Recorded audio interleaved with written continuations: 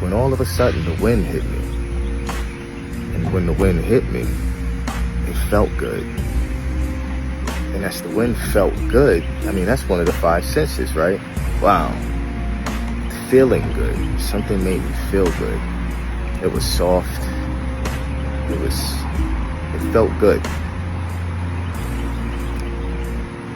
It made me think about God, about the Necha, about the All.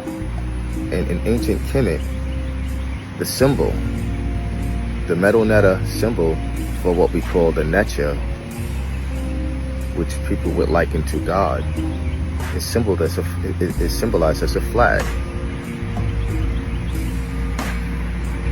A flag. A flag blowing in the wind. The wind, the air in ancient Kemet was called Shu. The ancient Kamites didn't worship many gods. I just got deja vu. They didn't worship many gods. They just very, very meticulously personified each aspect of God.